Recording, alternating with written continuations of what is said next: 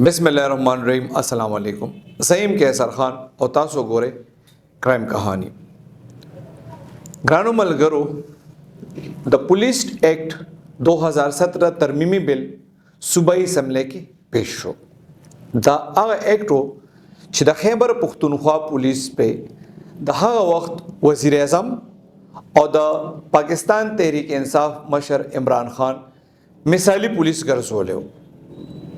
वजह دا وا چې د 2017 police act کې पुलिस افسرانو له دومره لوی خود مختاری ورکړې شوی و چې وړاندې چا تصور هم نه وکړي. पुलिस کې د هر قسم سیاسي عمل دخل ختمولو د پاره पुलिस کې دننه د هر قسم تبادلو اختیار خپل د पुलिस افسرانو له ورکړې شوی وو. صرف دا نه بلکې ورسره مالی خود مختاری هم ورکړې شوی و. ګرانو مرګرو دغه ټول اختیارات په پخوا حکومت سره د पुलिस افسرانو کار صرف د حکومت احکاماتو تعمیل وو. دغه ایک نورستو به هم पुलिस د تبادلو په حواله د حکومت خبره منله او خپل اختیارات به د حکومت په خواغه استعمالول. خدا هغه وخت چې کله مرکز او صوبه کې هم د یو پارټي حکومت او یا نگران دور وو. اوس چونکه موجوده صوبایي حکومت دا خیال لري چې د पुलिस سلسله کې د هغوی خبره نه منل کیږي، نو ضروری وګڼله چې خپل اختیارات دی واپس واخلي. یقینا چې دا ډیره بدقسمتی ده چې حکومتي امور خو پالیسیو او بهترینو اقداماتو اخیری رسومات د انداز کې ادا کول سیاسی مجبوری شي.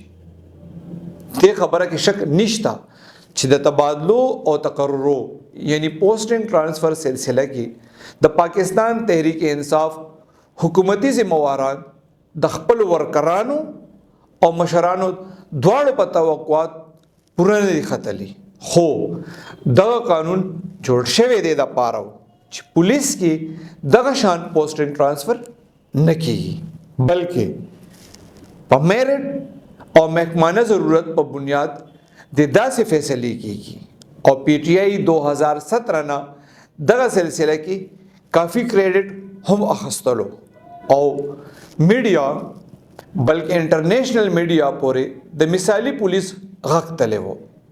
او पुलिस بچ کله هم صدا سکار وکړو چې د کولو بنو نو د پیغور په تور باورته راکېدینو هم دغه ټکی کولو. اوس دغه بل اسمبلی کې دی کم خبرونه چې اخبارونو کې چاپ شوي دي هغه دا بیانوي چې صوبایي حکومت د पुलिस حکام او تحفظات مسترب کړی دي او بل یې هم هغه حال کې پرېښی دی.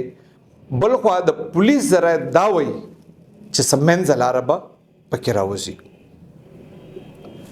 خو دلته دوه خبرې دي او دواړه یو شان د توجه دي. ړومبی خدا چې د تحریک انصاف حکومت خپل جوړ کړي مثالی पुलिस ولې ختمول غواړي؟ آیا بیا د تنقید کوونکو دا خبره هم صحیح ده چې مخکې هم داسې مثالی पुलिस نه و بلکې صرف میډیا هایپ کریټ شوی و؟ بل خبره ده چې د पुलिस دننه نولې دومره مزاحمت وشو. د पुलिस اختیارات که حکومت استعمالوي کموي یا ذاتوي نو جمهوری معاشروں کې هر اداره پارلیمان ته جواب دیوي. دې کې صدا سے خبره وا چې افسرانو اجلاسونه شروع کړل یا د کابینه د منظورۍ نه پس هم د نوي قانون تابع کوله.